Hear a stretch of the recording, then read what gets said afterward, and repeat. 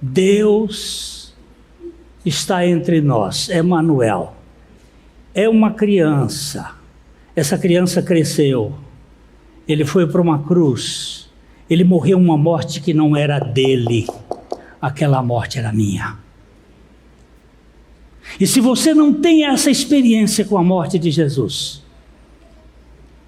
você ainda não nasceu de novo.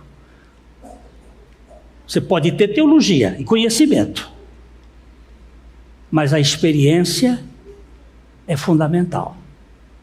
Da nossa identificação com o Cordeiro. Romanos capítulo 6, versículo 23, diz que o salário do pecado é a morte.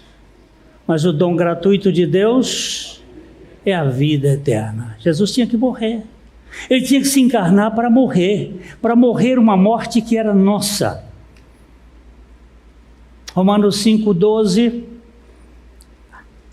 em Adão, em razão do pecado de Adão, todo ser humano entrou no mundo inclinado interiormente para o pecado. Portanto, assim como por um só homem entrou o pecado no mundo e pelo pecado entrou a morte, assim também a morte passou a todos os homens, porque todos pecaram.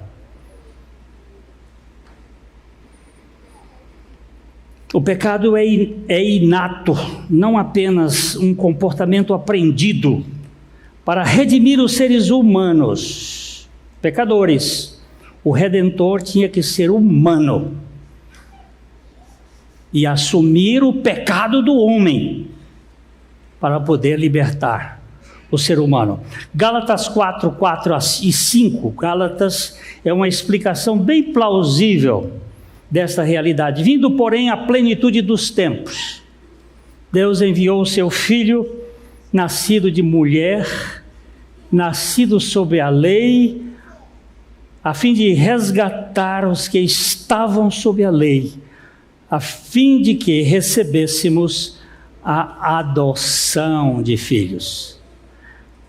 Cristo Jesus é Deus em carne, assumindo o pecado do homem.